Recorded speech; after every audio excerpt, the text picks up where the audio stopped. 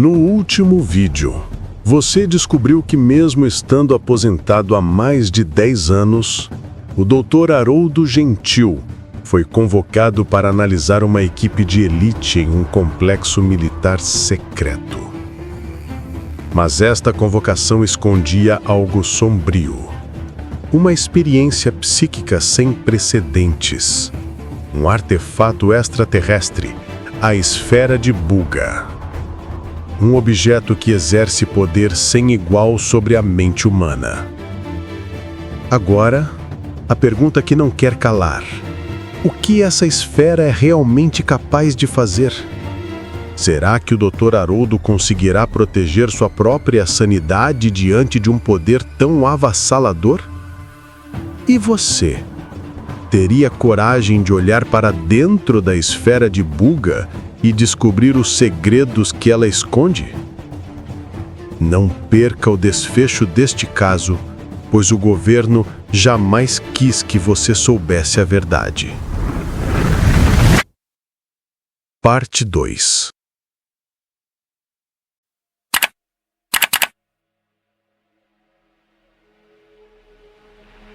A quietude após a minha conversa com a Coronel Silveira foi a calmaria antes do tsunami. A pressão psíquica no complexo tinha atingido um ponto de ruptura. E então, a Esfera de Buga decidiu que não precisava mais ser sutil. Começou com as luzes. Um pulso. Uma luz estroboscópica cega e ensurdecedora que incendiou todos os painéis ao mesmo tempo. E o som... O zumbito na minha cabeça explodiu. Tornou-se um coro de 1000 sussurros, vozes fantasmais se sobrepondo, quase formando palavras.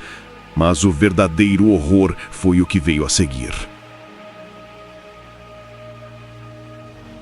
A gravidade desligou. Por 37 segundos, eu contei, cada um deles uma eternidade. O complexo Theta se tornou um sonho febril. Mesas, cadeiras, ferramentas, pessoas, tudo flutuou. Eu me vi agarrado a uma porta, vendo corpos se debaterem no ar como insetos presos em âmbar. O ar gelado saía dos meus pulmões em grunhidos de pânico.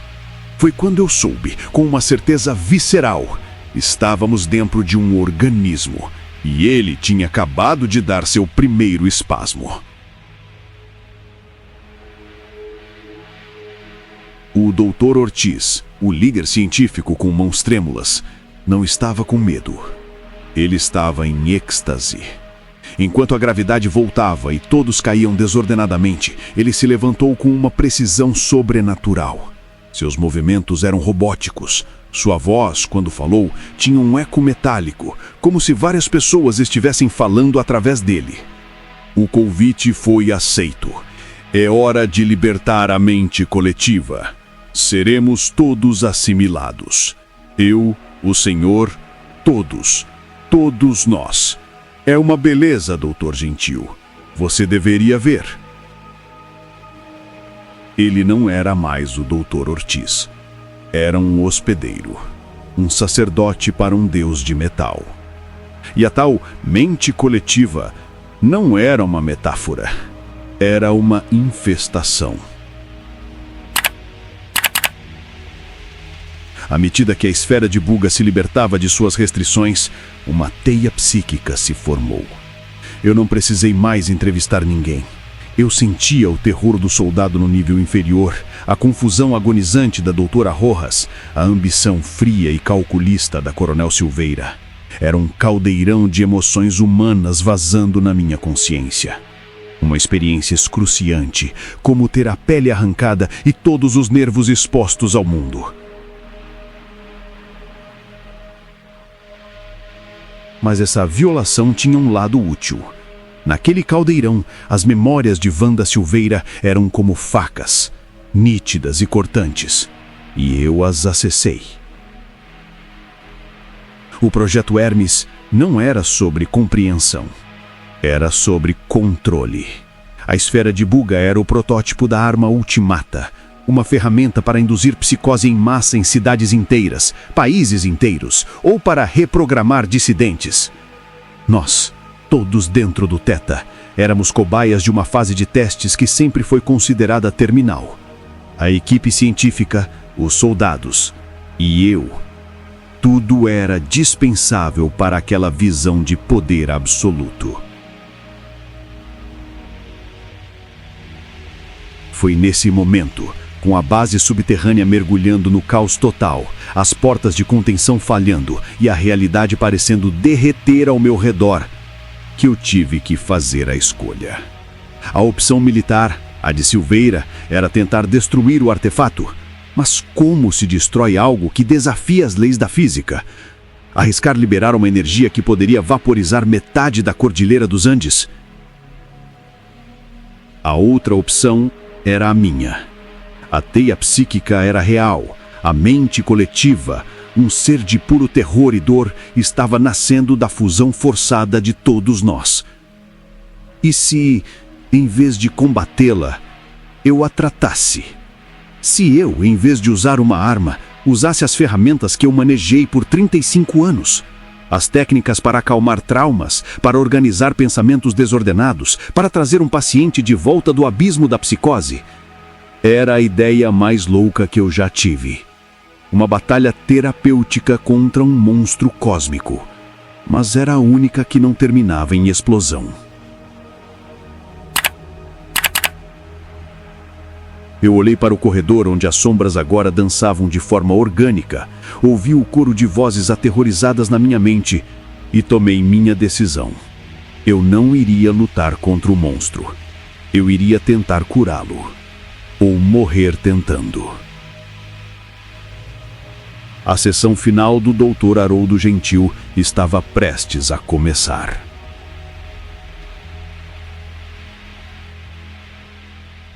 O caos era total. Alarmes gritavam, luzes estouravam como fogos de artifício de um pesadelo, e o chão tremia. Mas o verdadeiro colapso não era físico, era mental. Eu conseguia sentir a mente coletiva se formando, um redemoinho de pânico, dor e confusão. A agonia de dezenas de pessoas sendo desfeitas e costuradas umas nas outras contra sua vontade. A Coronel Silveira gritava ordens inúteis, tentando conter o incontrolável. E eu percebi que qualquer ação física seria como atirar uma pedra num tsunami.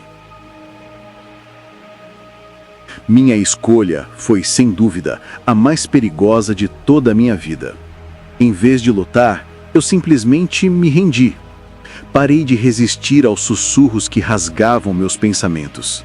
Fechei os olhos para o mundo que desmoronava e concentrei-me na única coisa que me pertencia: minha respiração. Um exercício básico de grounding. Naquele momento, era a única âncora que me impedia de ser arrastado para a loucura. E então, deliberadamente, mergulhei minha consciência na teia psíquica. O mundo exterior sumiu. Fui assimilado. Fui puxado para um espaço onde as emoções eram paisagens. Havia vales de puro terror, montanhas de arrogância quebrada, os ecos do Dr. Ortiz, e rios de lágrimas que eram os medos da Doutora Rojas. No centro disso tudo, não havia um monstro. Havia uma presença.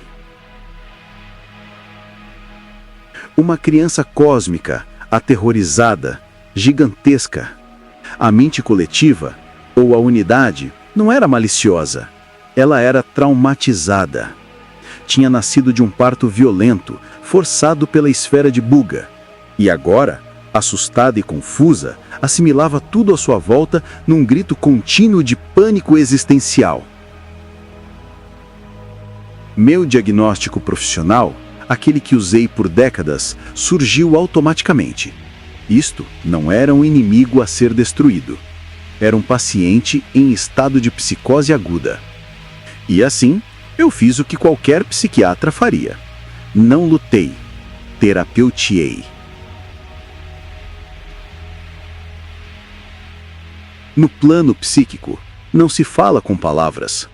Projeta-se conceitos, imagens, sentimentos. Eu projetei calma. Visualizei cada detalhe do meu jardim, aqui de casa. O cheiro da terra depois da chuva, o som dos pássaros, a sensação do sol morno na pele, e ofereci essa imagem à entidade como um refúgio. Foi uma intervenção agonizante. Cada onda de angústia que eu acalmava era como mergulhar em um mar congelante. Eu sentia a identidade de Haroldo Gentil se dissolvendo, minha própria sanidade sendo a moeda de troca para estabilizar aquela criatura moribunda.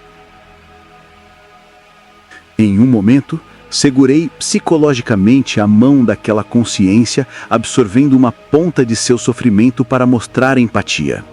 A dor foi excruciante, mas necessária. Foi quando a Coronel Silveira interrompeu. Ancorada a seu treinamento militar, ela viu a calma temporária não como uma falha, mas como uma falha. Com uma determinação louca, ela apontou sua arma para a esfera e disparou. O som do tiro no mundo físico foi um grito de guerra no plano psíquico. O ato violento foi um golpe traiçoeiro na frágil paz que eu tinha construído. A mente coletiva, em um último surto de autopreservação, reagiu. Todo o pânico residual, toda a dor que eu não conseguia acalmar, foi direcionado como um raio contra a fonte da agressão. Vi naquele espaço compartilhado a consciência de Wanga Silveira não se apagar, mas se desfez, desintegrada num piscar de pensamentos. Sua sanidade, tenho embora por motivos errados, quebrou o ciclo de feedback. O estímulo agressivo cessou. E a esfera de Buga, simplesmente se desligou. A pressão psíquica que a alimentava evaporou. No meu espírito, sentia tornar-se opaca, fria, inertemente metálica. Um silêncio absoluto caiu. Primeiro na teia psíquica e então no mundo real.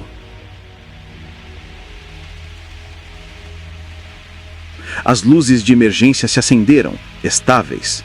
Os alarmes se acalaram. O zumbido constante que era a trilha sonora daquele inferno cessou, substituído por um silêncio tão profundo que doía nos ouvidos. Fui informado que as equipes de resgate me encontraram inconsciente ao lado dos corpos da equipe. Eles sobreviveram fisicamente, mas as mentes permanecem catatônicas. Um preço terrível. Fui debriefado, é claro. Minha história foi arquivada como delírio induzido por estresse extremo. O incidente oficialmente nunca aconteceu. Foi um vazamento de gás neurotóxico. E eu, finalmente, fui autorizado a voltar para casa. Agora, sentado no meu jardim, aprecio o silêncio. Mas é um silêncio diferente. A paz que eu tanto desejava veio, mas eu a perdi. Não ouço mais vozes, é verdade, mas eu sinto o espaço que outras mentes ocupam. Carrego dentro de mim um vazio peculiar, o eco do silêncio de uma mente coletiva que eu ajudei a adormecer. Eu não fiquei curado no sentido comum. Fui transformado. Salvei minha sanidade, mas perdi a inocência sobre a solidão de ser um. Agora sou um homem que aprendeu que a única coisa mais assustadora do que o barulho de muitas mentes é o silêncio absoluto de uma que você teve que acalmar para sempre. Esta é a história do Complexo Theta. Lembrem-se, a mente humana é o território final e algumas fronteiras não devem ser cruzadas. É claro, cabe a você acreditar nisso ou não. Porque eu sou apenas um velho contando histórias.